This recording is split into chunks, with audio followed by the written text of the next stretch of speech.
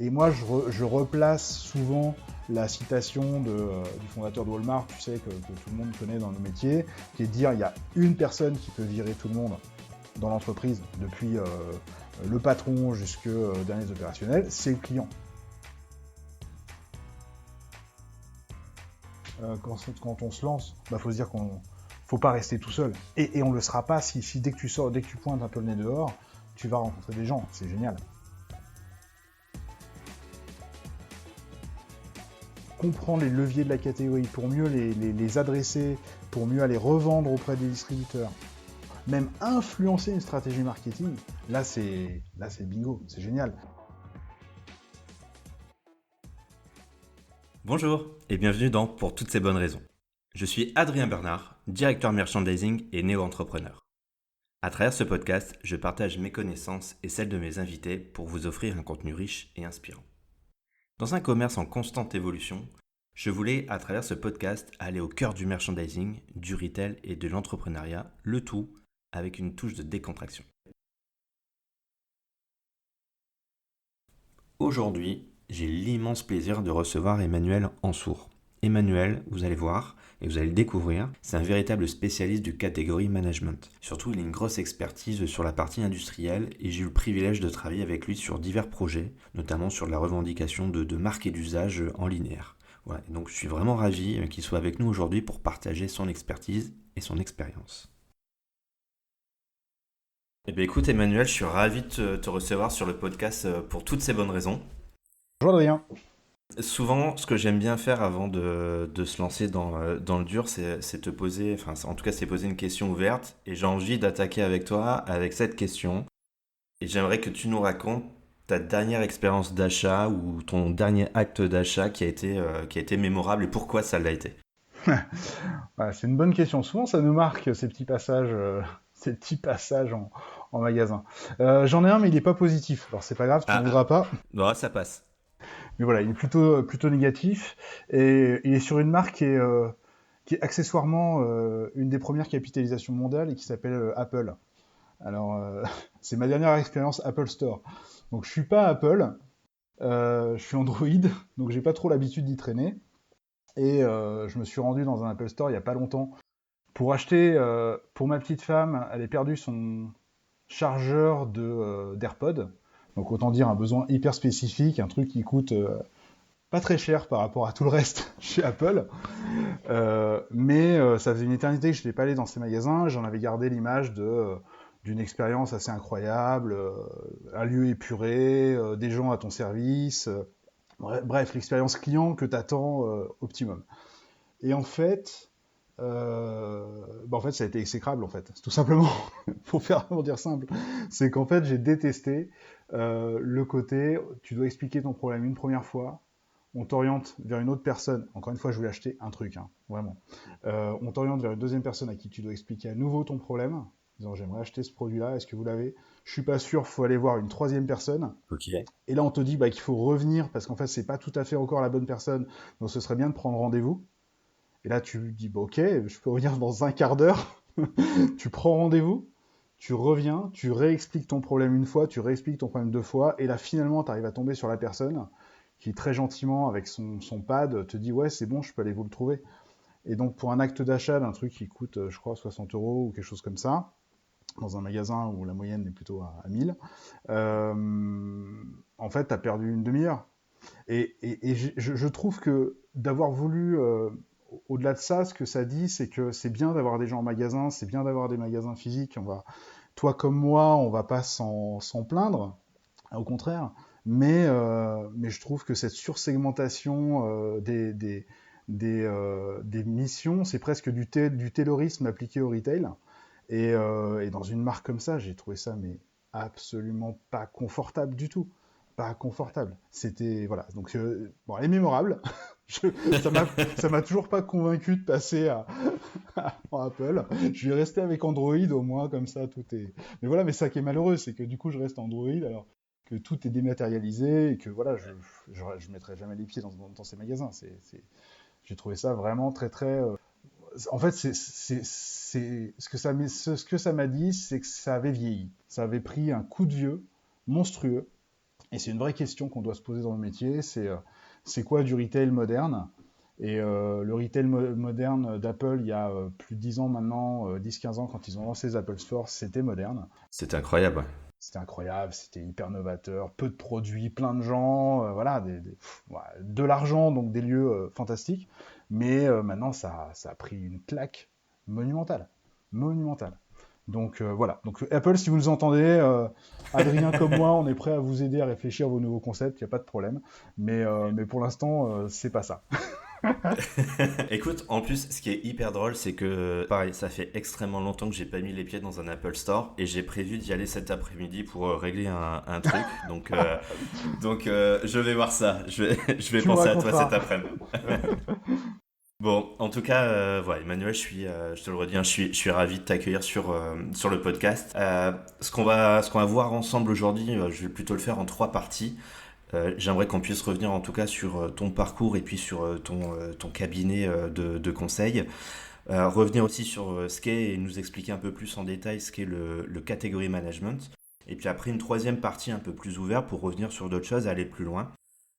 Écoute, pour commencer, je te redonne à nouveau la parole et j'aimerais bien que tu puisses nous parler de ton parcours et voilà, ta vie avant ton cabinet, ton cabinet de conseil. Ouais, bah en fait, c'est assez simple.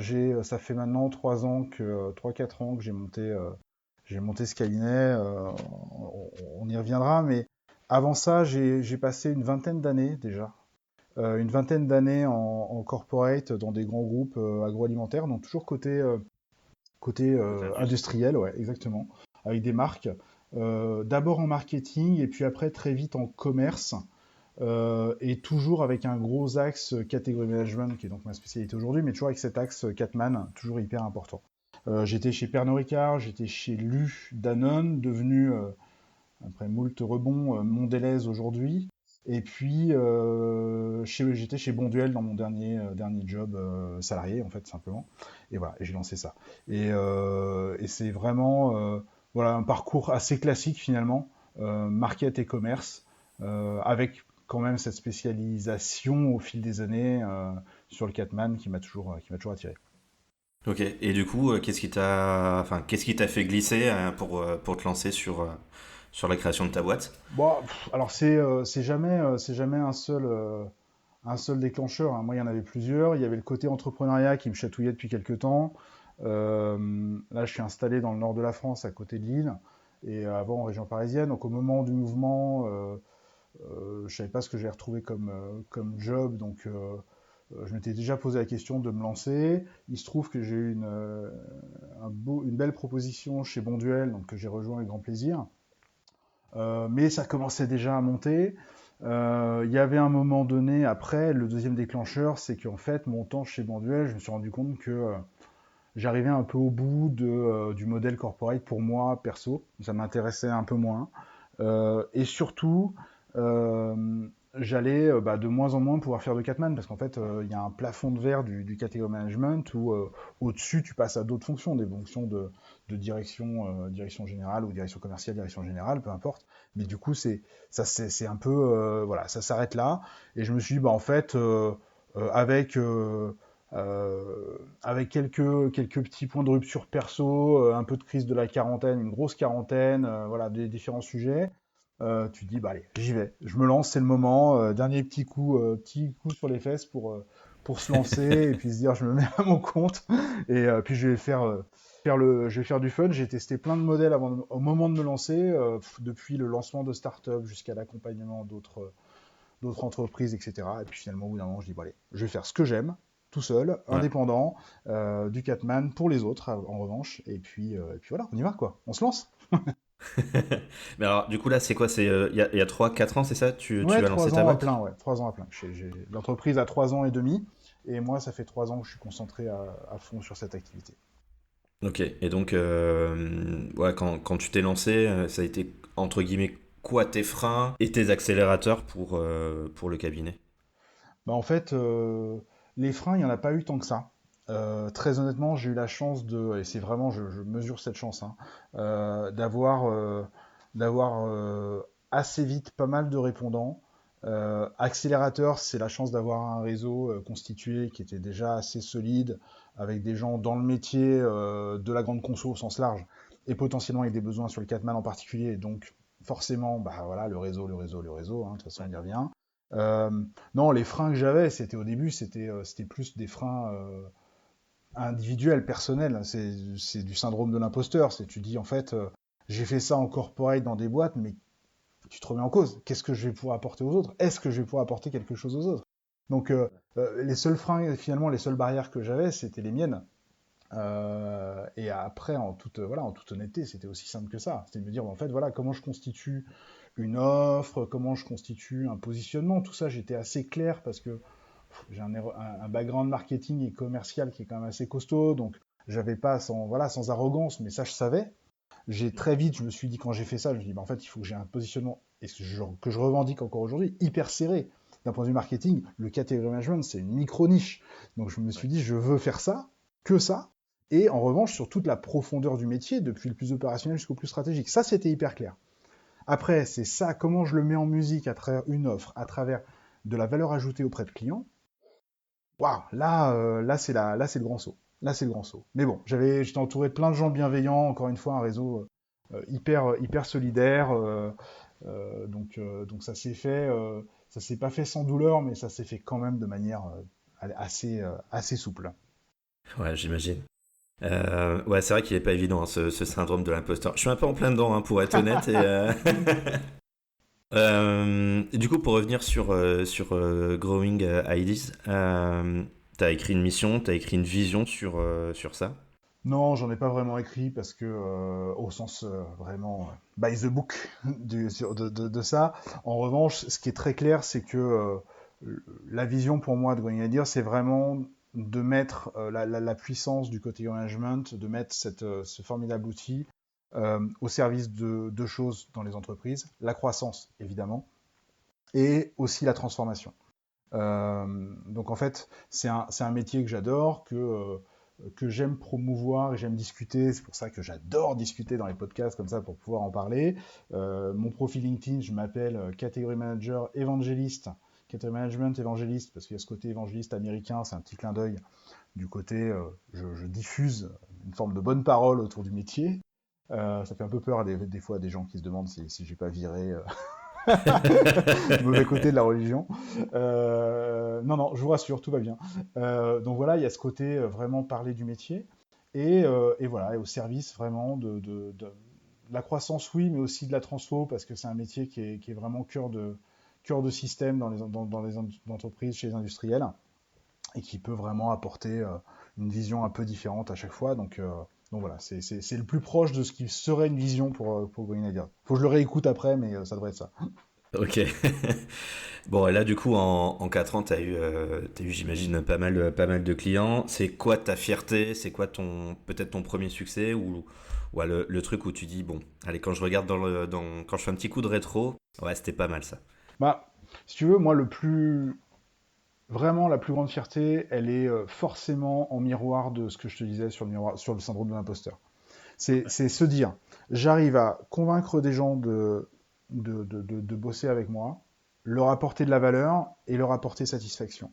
Et quand tu as réussi cette chaîne de valeur complète, en fait, là, tu as une fierté qui est juste, on te le dit, tu vois, tu deviens entrepreneur, tu deviens à ton compte, donc voilà, gagner ses clients, avoir ses succès, tout ça, c'est super. Mais en fait, tant que tu l'as pas vécu, tu te rends pas vraiment compte. Parce que finalement, euh, gagner, euh, euh, avoir des succès, on va dire, d'un point de vue commercial, quand tu es dans une entreprise, tu vends les produits de ton entreprise, tu as une grosse fierté, tu as plein de succès, il faut les célébrer, ok. Mais quand c'est pour toi, que c'est toi le produit, que tu as réussi à te vendre et à en faire, en faire une réussite avec des gens qui sont contents, qui te font rebosser, bah ouais, c'est quand même très jouissif, c'est quand même super agréable. Donc là, tu te dis, et le deuxième sujet, c'est qu'au fil des années, c'est vraiment d'avoir réussi à construire aussi toujours pareil par rapport à ça, mais par rapport au syndrome d'imposteur, mais se dire en fait je construis une forme de légitimité, une forme de reconnaissance sur le métier, sur l'expertise, sur la valeur, que ton nom commence un petit peu à circuler, encore une fois, sans arrogance, juste simplement de se dire, bah en fait, oui, c'est bien, les gens viennent te voir, ils savent pourquoi ils viennent te voir, et ça, bah voilà, c'est pareil, c'est des choses qui se construisent et qui représentent des grandes fiertés. Ouais, c'est clair, c'est clair. Je te propose maintenant de passer plutôt à la partie 2 et qu'on Ouais. mette les mains dans le moteur, qu'on parle catégorie management, qu'on parle shopper.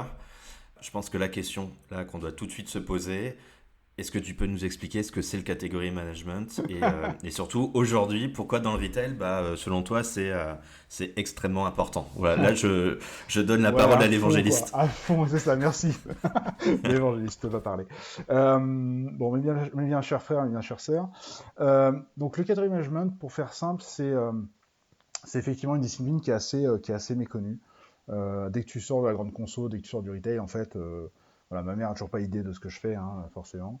Mais en fait, c'est un métier qui s'intéresse, et tu l'as un peu mentionné, qui s'intéresse aux consommateurs en situation d'achat. Et le consommateur en situation d'achat, on va l'appeler le shopper. Ça va être une grosse différence parce que pour faire dans la caricature tarte à la crème, maman qui achète les céréales pour ses enfants, elle n'est pas consommatrice. Mais en revanche, elle va être le shopper, la shoppeuse des céréales pour des consommateurs qui sont les enfants. C'est la grosse différence qu'on fait avec le marketing qui, lui, va s'intéresser aux enfants, qui sont les consommateurs. Dire, voilà, de quoi, qu'est-ce qu'ils attendent comme goût, comme texture, comme nouveauté, etc. Comme personnage sur la boîte si on est dans les céréales. Qu'est-ce que les enfants attendent? Ça, c'est le consommateur. Moi, je vais m'intéresser à la personne qui achète les produits. Le category management, son enjeu, c'est d'utiliser des leviers, je vais y revenir, mais des leviers qui permettent d'orienter cet achat. De dire, bah voilà, je préfère que tu achètes ce produit-là plutôt qu'un autre. J'essaye d'orienter ta consommation. Et pour faire ça, il y a 3 leviers. Donc il y a l'assortiment, qui est quels sont les produits que je mets à disposition. Et ça, c'est dans tous les business de retail, bah, tu passes par c'est quoi les produits, hein, c'est quoi mon offre. Le 2, c'est le merchandising, que tu connais bien, qui est comment j'organise ces produits, comment je fais en sorte que ce soit le plus vendeur possible. Et puis enfin, la promotion. C'est comment j'anime en fait ces produits pour essayer d'en vendre plus ou d'orienter un choix. Donc c'est un métier qui est aujourd'hui qui est hyper important parce que on est à l'intersection de deux choses. On est au cœur de la relation entre un fournisseur et un distributeur. Et donc, dans une chaîne de valeur retail, c'est le moment où il y a un acheteur, un vendeur qui se parlent. Et donc, on est là, dans cette stratégie-là. Et le deuxième point important, c'est qu'on est vraiment au point de rencontre entre justement le consommateur, le shopper, et le produit. Donc on est vraiment à deux moments, on s'intéresse à deux moments charnières d'une relation commerciale d'un côté, d'une relation produit-achat de l'autre. C'est ça qui en fait aujourd'hui son côté un peu forcément très structurant dans nos métiers du retail. Ouais, c'est hyper intéressant. Alors je rebondis sur ce que tu viens de dire.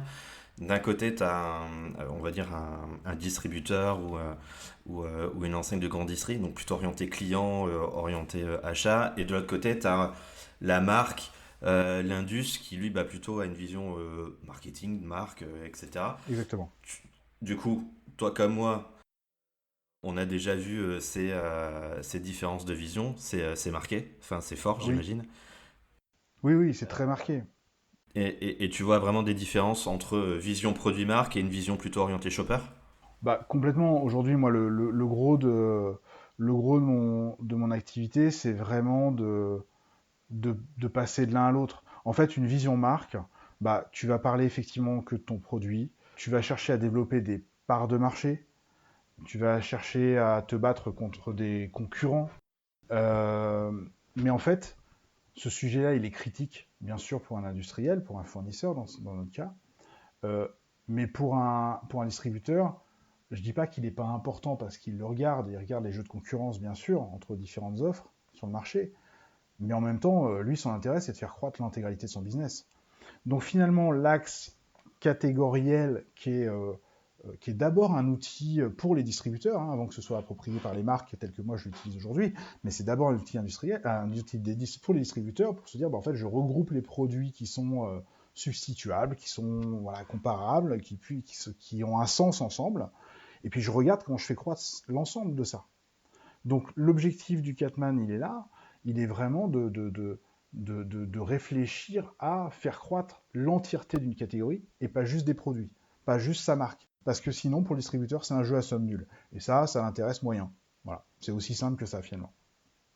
Bon, du coup, tu as déjà eu le cas où tu es sur une entreprise qui est pas du tout orientée shopper, qui est très marque, qui est très, allez, on va dire, vision haute marketing. Tu as déjà réussi à les embarquer, à casser un peu ces codes.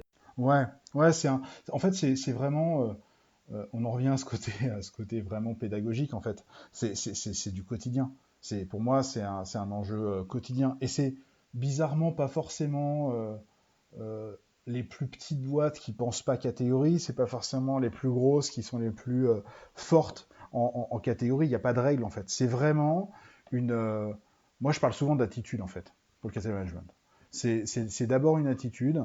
Euh, je vais comprendre des entreprises, et je l'ai été, qui vont se battre pour leurs marques. C'est les marques qui les payent, c'est le revenu des marques qui les rémunère. Donc voilà, il n'y a pas de débat là-dessus, c'est normal. Il y a une fierté liée au produit. Euh, en revanche, moi, ce que je leur fais faire, c'est réfléchir un peu différemment. Et en fait, le meilleur moyen, c'est de se mettre dans les chaussures du distributeur. C'est-à-dire de quoi le distributeur a besoin. Le distributeur a besoin, pour entendre le discours des marques, il a besoin de valeur ajoutée. Cette valeur ajoutée, elle va pas être sur les produits intrinsèquement. Il a besoin de comprendre pourquoi tu lances le énième shampoing pomme ananas. Ça, ok. Mais plus fondamentalement, il a besoin de comprendre qu'est-ce que ce shampoing pomme ananas va apporter à l'ensemble du marché des shampoings. Est-ce qu'il va vraiment contribuer à développer le marché des shampoings ou est-ce qu'il va juste prendre sur pomme noix de coco d'avant? Comment ça se situe? Donc c'est ça qui est intéressant. Et à partir du moment où, avec pas mal de pédagogie, tu arrives à faire comprendre que finalement, il faut se mettre dans les chaussures du distributeur, se mettre un peu à sa place et réfléchir vraiment, changer d'angle et réfléchir à ce dont lui a besoin pour développer la catégorie, bah en fait, petit à petit, c'est là. Et oui, le plus difficile, c'est de faire ravaler un petit peu de fierté et d'ego de la part des marques, de leur dire, bah, en fait, ouais, ta marque, elle est super, c'est une grosse boîte, il n'y a pas de problème, tout va bien, mais en fait, tu n'es qu'un fournisseur parmi des centaines pour un distributeur.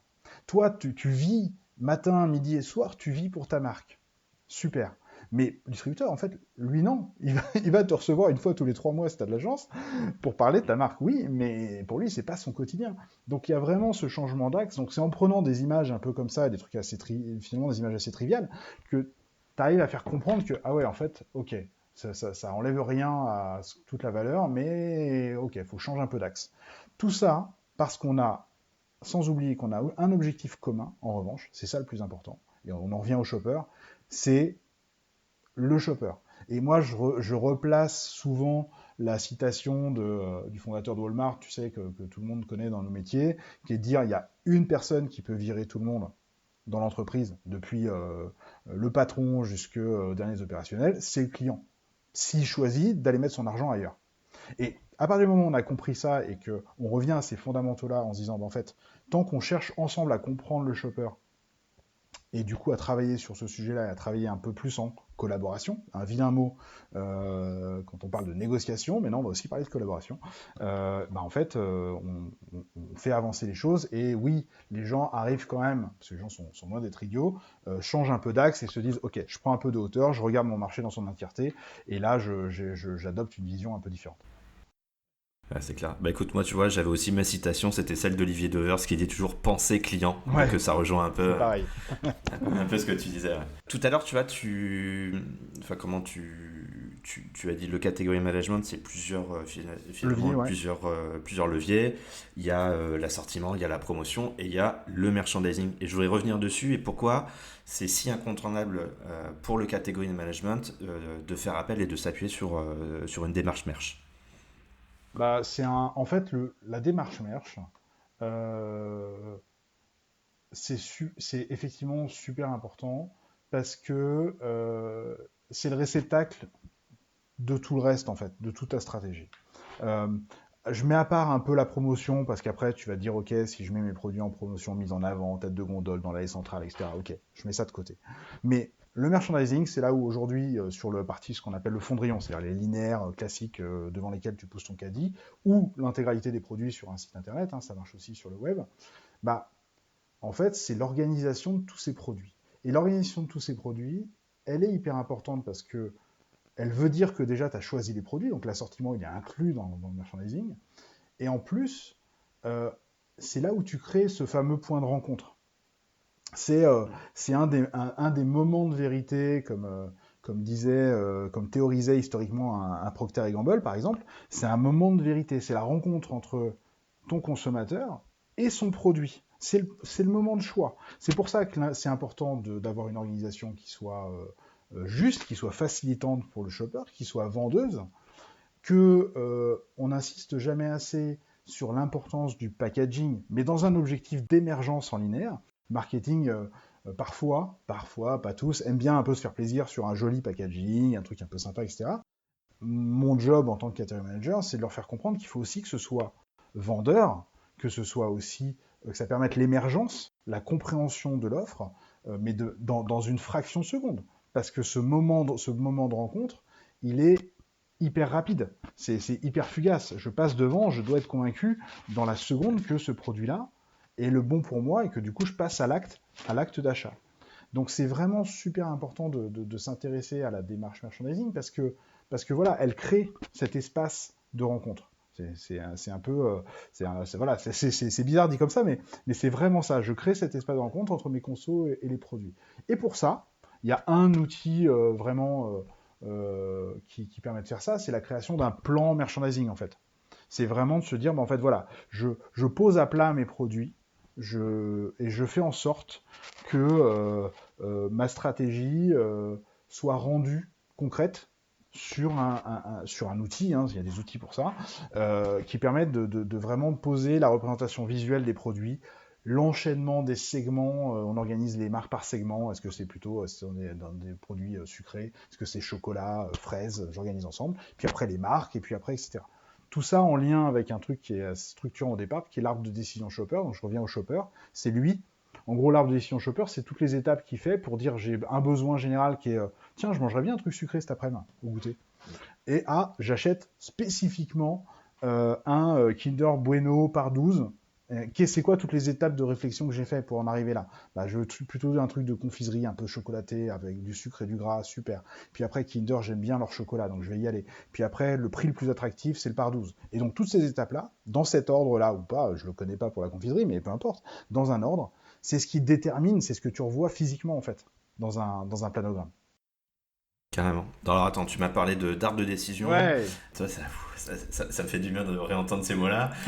Tu me parles aussi de planogramme. Bon, j'imagine tu passes beaucoup de temps sur Excel, mais allez, grosso modo, c'est quoi tes critères d'analyse?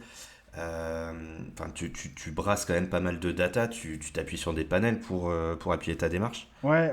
En fait, on est, on est sur un métier qui est par définition hyper analytique, évidemment. Euh, on a deux à trois grandes sources principales d'informations.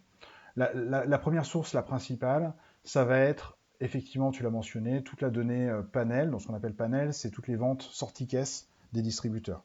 Dans la grande conso, tous les distributeurs remontent leurs ventes et tu sais exactement ce qui passe par leur caisse au quotidien. Donc ça, on analyse cette information-là, on a les données de vente, les données par région, par format dans scène, etc. Donc voilà, on peut trier tout ça et ça nous donne la réalité de ce qui sort des magasins. Ça, c'est forcément la partie la plus intéressante. Enfin, la plus importante, pardon. Deuxième élément, ça va être pas mal de données consommateurs. Donc les données consommateurs, c'est plutôt de comprendre qui sont les gens qui achètent. Là, on a vu ce qu'ils achetaient, mais on ne sait pas encore forcément qui c'est. Donc est-ce que c'est des jeunes, des vieux, des femmes, des hommes, etc. On n'en sait fichtrement pas grand-chose. Quels sont leurs revenus? Enfin, tous ces critères-là, on les a pas. Donc on croise ça avec une information qu'on appelle consommateur, qui est de dire, en fait, voilà, moi mes produits sont principalement achetés par des hommes de 40 à 50 ans qui vivent en banlieue. Ah bah tiens, c'est moi ça. Bon, mais on en revient à mieux identifier sa cible. Donc ça, c'est la deuxième brique. On va avoir des critères dedans, pour finir, des critères de pénétration. Combien de foyers achètent mon produit? On va avoir des critères de fréquence. Tous les combien ils achètent mon produit? Et enfin, on va avoir des critères de quantité. Quelle quantité ils en achètent. Et tout ça, ça nous donne forcément les ventes totales finalement. On arrive à reconstituer ça. Et la troisième brique, qui est hyper intéressante et qui est plus spécifique au category management, parce que tous les indicateurs précédents, on les partage avec le reste des métiers, c'est vraiment toutes les informations qui vont être spécifiques au shopper. Et là, il y a deux pôles. Il y a un pôle qui est le plus important pour moi, sur lequel je m'appuie énormément, qui est le pôle qualitatif. C'est là, tu stalks des shoppers en magasin, tu les suis et tu regardes comment ils achètent. Et tu te dis, bah en fait, c'est quoi leur comportement? Est-ce qu'ils vont vite? Est-ce qu'ils vont pas vite? Est-ce qu'ils savent ce qu'ils achètent? Est-ce qu'ils avaient listé un produit et qu'ils achètent vraiment ce produit-là, quitte à ne pas le prendre s'il n'est pas présent? Ou est-ce qu'ils vont changer? C'est hyper important de savoir. Est-ce que ma marque est suffisamment forte parce que je m'appelle Coca, parce que je m'appelle Ricard, parce que je m'appelle Nutella? Est-ce que ma marque est suffisamment forte pour que les gens changent de magasin s'ils ne trouvent pas mon produit? Attention. Donc ça, tout ça, c'est des critères qui sont shopper, et en même temps que tu analyses d'un point de vue qualitatif pour essayer de comprendre un peu les ressorts de ça. Et tu fais la même chose en quantitatif shopper, c'est de se dire, voilà, combien de temps il passe, objectivement. Alors j'ai passé 30, en général, c'est 30 secondes dans un rayon. On parlait de choses qui vont très très vite. Imagine, 30 secondes dans un rayon, t'as pas le temps de scanner l'intégralité du rayon, donc il faut que ça saute aux yeux, il faut que ça émerge, il faut que ton produit il vient, et c'est là où derrière, tu arrives à transformer ça en stratégie merchandising, tout simplement, parce qu'en fait, tu te dis, en fait, ouais, mon enjeu, c'est que les gens, ils passent trop de temps, pas assez de temps. Donc il faut que j'organise pour essayer de faire bouger ça, pour les faire rester plus longtemps, pour les faire découvrir des innovations, parce qu'en fait, les innovations, en fait, ils les voient pas. Voilà, ça m'est arrivé de travailler sur des catégories, les gens, ils disent, ah, mais ça, c'est une innovation, je l'avais jamais vu. Ça fait 1 an que le produit, il a sous les yeux, il achète toujours celui d'à côté parce qu'il est hyper fidèle à son produit. Ben là, tu dis, ah, j'ai peut-être un problème sur la visibilité de mon innovation. C'est hyper important à savoir. Donc, c'est plein de petites choses comme ça qui te permettent de comprendre, et c'est la somme de ces 3 briques de données, en fait, au sens large, et d'informations, d'insights, qui te permettent de construire ton analyse category management. Ouais, c'est hyper intéressant. Puis bah, du coup, c'est hyper analytique. Sans, tu vois, alors, pour mettre un peu de concret, sans forcément dévoiler des noms de marques, t'as des exemples là concrets de stratégies ou des choses qui ont été travaillées avec toi, qui ont bien fonctionné et qui ont été impactantes? Ouais, bah en fait, moi, on va en revenir, aux fiertés, mais en fait, la première fierté, elle est quand je m'écarte un peu de ta question volontairement, mais ma première fierté, elle revient quand finalement, on parlait de posture tout à l'heure, on parlait de pédagogie, bah, quand j'arrive à avoir un impact avec les gens avec qui je travaille sur la posture catégorie management dans l'entreprise.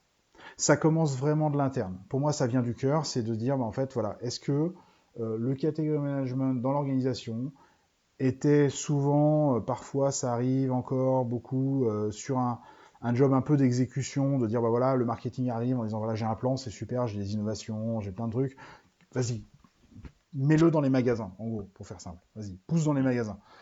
Et le Catman, il est là, il dit, bah, ok, il va vendre mes produits, etc. Il n'y a pas vraiment de stratégie catégorielle, parce qu'il n'y a pas eu ce filtre de compréhension du marché.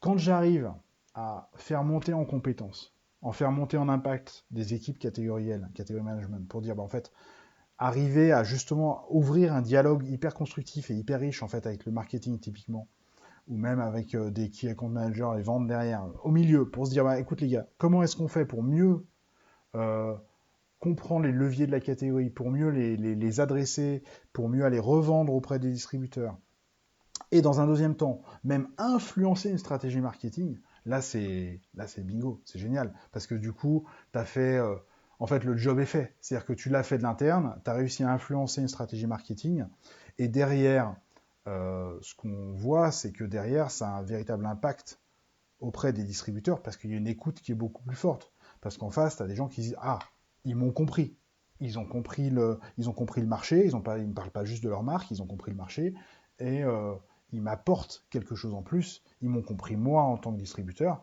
et là, ok, là on peut avancer. Et donc vraiment, moi, la plus grosse fierté, parce que finalement, c'est là où se crée le succès après, c'est ça. C'est cette mutation en interne, d'arriver à vraiment mettre sur le devant de la scène les leviers catégoriels finalement. T'arrives quand même à avoir du feedback et du retour de client final ou pas trop? Ou tu vois, finalement, enfin, dans ton accompagnement, ça reste très c'est pas péjoratif, mais toi, vu l'esprit très catégoriel, tu arrives quand même à un moment donné à avoir du vrai retour quali, quanti de la part des clients.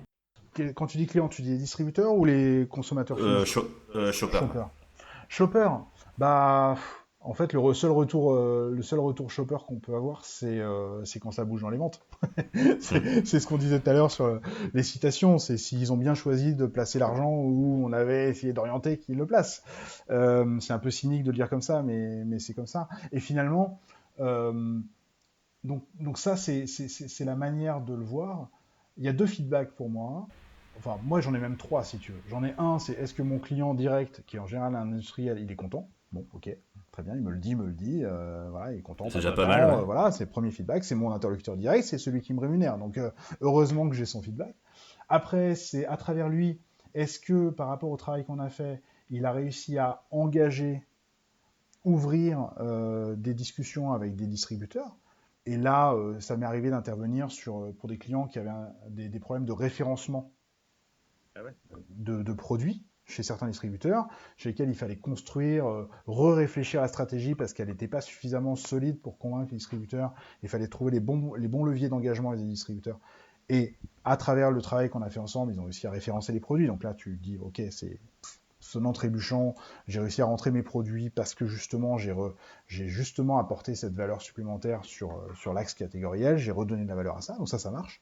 Et finalement, le shopper, bah oui, tu peux le voir dans les ventes si ça a fonctionné, donc là tu te dis bah ma stratégie elle a pris, mais finalement la nature du category management est de ne pas être visible presque. En fait, moi je dis aussi, et on vient au merchandising. Merchandising, c'est beaucoup de nudge. Tu sais, le nudge marketing, c'est cette théorie pratique qui essaye d'orienter sans vraiment dire son nom. On essaye d'influencer les comportements. L'histoire fondatrice du nudge, un peu, c'est l'histoire de la petite mouche imprimée sur les urinoirs de l'aéroport d'Amsterdam. Parce que pour éviter que les gens fassent pipi partout, je vise la mouche. Bah oui, parce que quand tu es en train d'uriner, bah, tu as envie de viser la mouche, forcément. Et donc là, tu évites d'en mettre partout. Bah voilà, ça c'est du nudge. C'était un peu la première image, désolé, c'est pas la plus sexy, mais c'est vrai, c'est ça. Voilà. Mais donc on est vachement dans ça, c'est-à-dire que moins on est visible et plus on est sur le comportemental, plus finalement on réussit. Et tu vas en parler du merchandising, c'est un des secrets quelque part du merchandising. Ouais, ouais, totalement. Bon, je m'attendais pas à cet exemple-là, mais je pense qu'il va parler à tout le monde, l'histoire de la petite mouche. J'aimerais qu'on aille un peu plus loin et qu'on revienne sur toi, mais toi aussi, l'entrepreneur. Euh, Avec du recul, est-ce que tu aurais fait des choses un peu différemment? T'aurais changé des choses? En fait, pas tant que ça, parce que finalement sur l'approche, aujourd'hui ça fonctionne, donc voilà, je boude pas mon plaisir, le plaisir que j'ai à travailler. J'ai un vrai moteur qui est la nouveauté des sujets, la nouveauté des clients, toutes les rencontres. Donc ça c'est. Et en fait, du coup la conséquence de ça, c'est que moi le principal, la principale chose que je dirais à mon moi d'il y a quelques années, c'est vas-y plus vite en fait. Ah ouais. Vas-y plus tôt, vas-y plus vite. Donc ça m'est pas venu parce que j'ai toujours travaillé dans des grands groupes où on t'offre une opportunité après l'autre, où tu progresses, tu as tout le temps des nouveaux sujets. Donc finalement, dans ces grands groupes, l'entrepreneuriat n'apparaît pas comme une évidence. Euh, mais en revanche, moi je me dirais, mais en fait non, il y a d'autres moments dans ma carrière, c'est sans aucun regret en revanche, hein, je le dis évidemment, mais Hmm. voilà, je me dis juste si je devais me dire, ouais, mais en fait faut y aller quoi, il n'y a pas de problème. Il y a plein de choses, on a plein de facilités pour se lancer. Voilà, faut pas trop réfléchir finalement. Moi je réfléchis un peu trop parfois, donc voilà. Mais je dirais, allez, réfléchis pas, vas-y, et puis tout va bien, quoi. Le monde évolue, le monde tourne. Il y a de plus en plus de chances pour ce type d'aventure, et puis il faut y aller, quoi. Ah, c'est un super retour en tout cas. À part écouter mon podcast, comment tu t'inspires, Emmanuel?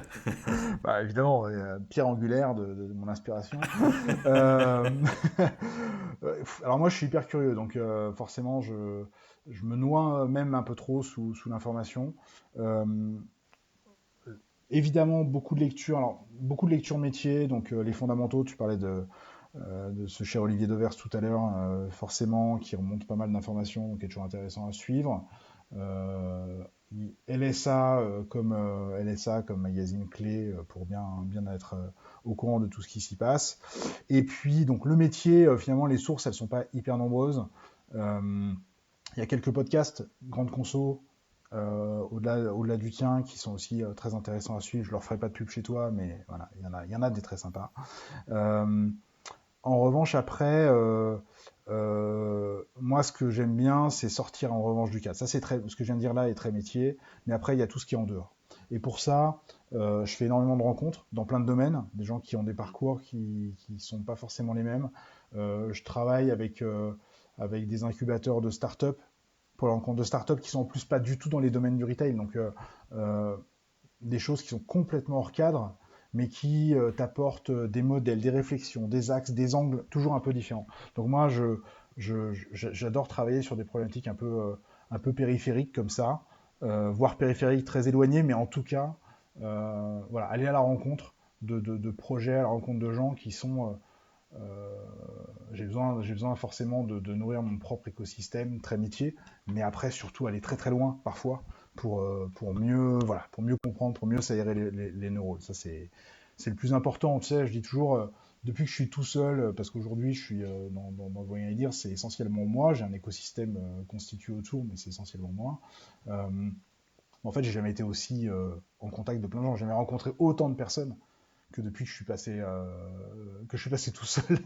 Ouais. Parce que bah, la liberté que tu gagnes en étant à ton compte fait que tu passes ton temps à contacter des gens avec plus ou moins de succès, voilà, peu importe, mais en tout cas, sur le volume, tu rencontres énormément de personnes. T'es jamais tout seul. C'est ça aussi. Tu vois, on disait tout à l'heure, qu'est-ce qu'il faut se dire quand on se lance? Bah, faut se dire qu'on faut pas rester tout seul. Et on le sera pas si dès que tu sors, dès que tu pointes un peu le nez dehors, tu vas rencontrer des gens. C'est génial.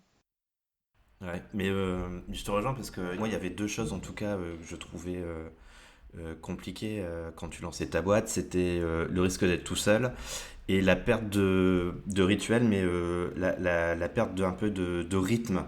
Et je sais pas si toi, tu as ressenti ça, mais est-ce que tu as quand même réussi à retrouver un certain nombre de rituels et à mettre en place des rituels? C'est hyper important. Donc le fait d'être tout seul, on l'a évoqué, et ça, je te rassure, à fond, vraiment. Alors, faut faire la démarche, hein. Faut se bouger un tout petit peu, mais à partir de là, des contacts, il y en a.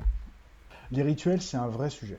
Moi, je suis plutôt du genre à procrastiner, je suis plutôt du genre à un peu traîner. Et puis, comme je disais, je suis curieux, donc tout m'intéresse, donc je papillonne un peu.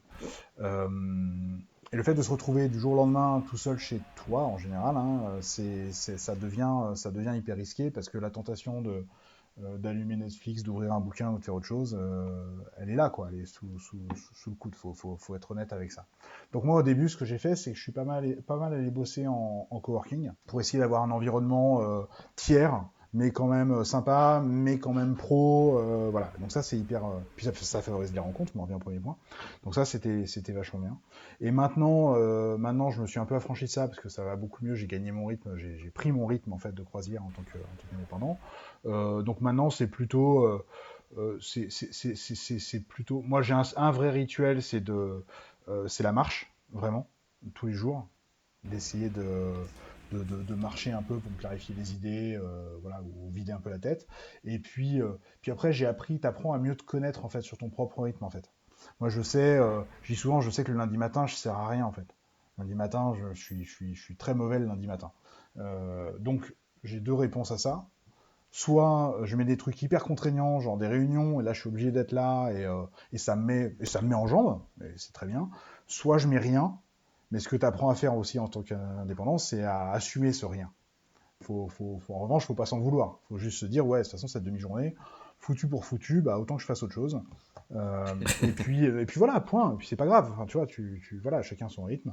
Donc ça, t'as plus ce côté un peu, ça sonne un peu creux, comme, tu vois, comme conseil de coach influenceur, mais faut s'écouter. Il y a une réalité là-dedans. Faut s'écouter, faut reconnaître son rythme. Et le fait de passer c'est pas tant des rituels pour moi que justement de savoir un petit peu faire la part des choses sur ta situation, comment tu te sens, quoi. Ouais.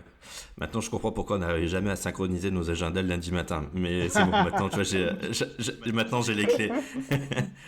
Euh, du coup, tu vois, ça touche un petit peu aussi à ton bien-être, à ton équilibre de perso.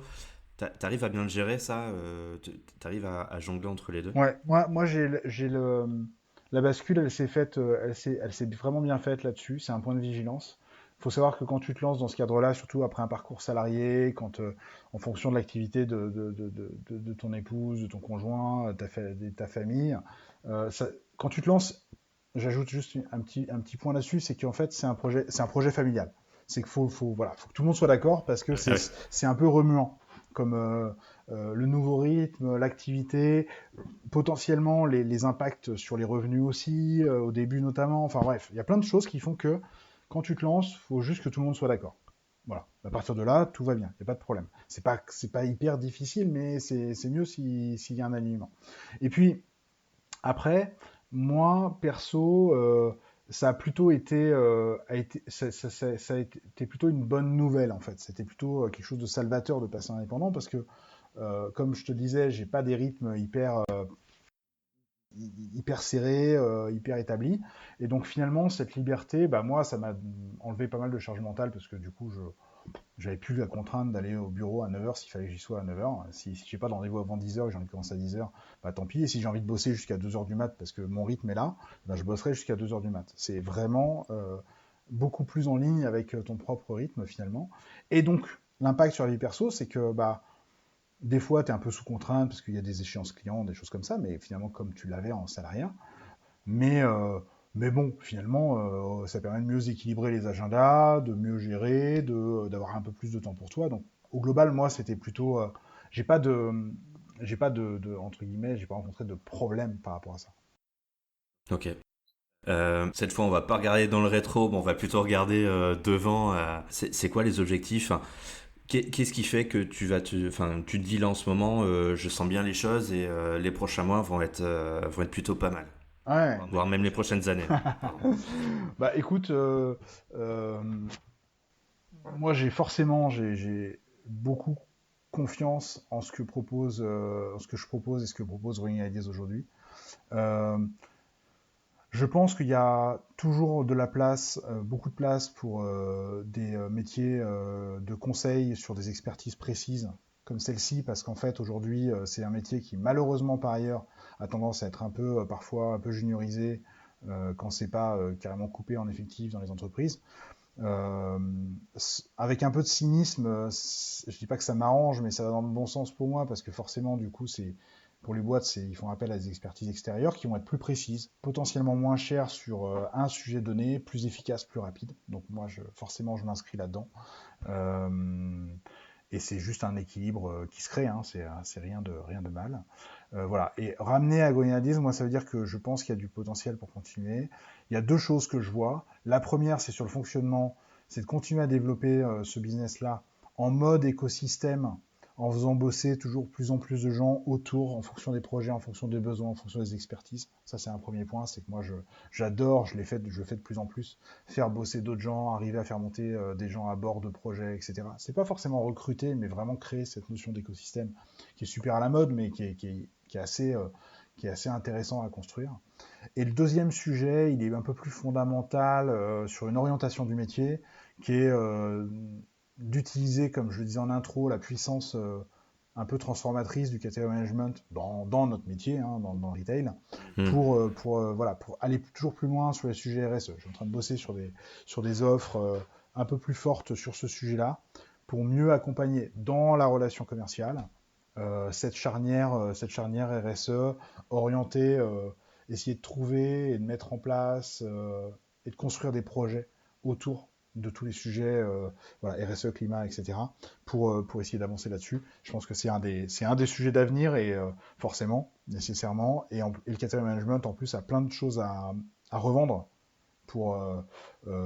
parce que encore une fois au cœur des organisations, au cœur des métiers, pour accompagner ce changement. Ok, bah, hyper intéressant. Mais en tout cas, ouais, c'est clair que cette notion RSE, ça va devenir un intangible de toutes les stratégies, hein. Complètement. C'est sûr. Il faut l'intégrer. Emmanuel, c'est un peu délicat parce que je peux t'écouter pendant des heures. C'est hyper intéressant de parler catégorie de management. Je vois le temps défiler. Donc, ce que je te propose, parce que d'habitude je fais les conclusions, mais j'aime bien aussi la laisser à ceux qui interviennent sur le podcast. Je t'envoie un peu la patate chaude est-ce que ça te dit de faire la conclusion et de poser le mot de la fin du podcast? Ah, c'est un piège là. Ah ouais, de fou. Mais t'as le droit de refuser. Non, je veux pas refuser. Euh, moi, le, le mot de la fin, il est vraiment sur l'ouverture. Ouverture.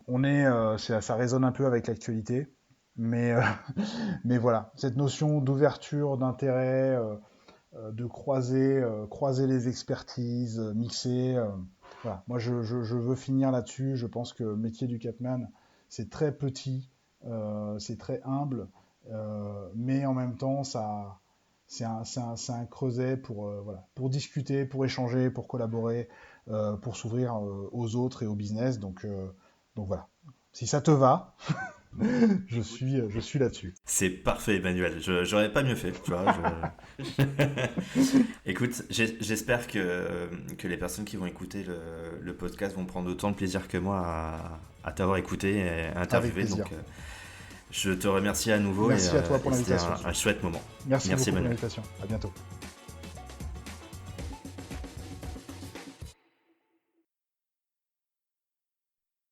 Je vous dis encore merci pour votre écoute et surtout à très bientôt pour un nouveau rendez-vous dans Pour toutes ces bonnes raisons.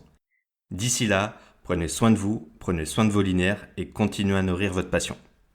Et je vous fais un petit rappel, chaque épisode sort un jeudi sur 2. Alors n'oubliez pas de vous abonner pour ne rien manquer des prochains épisodes.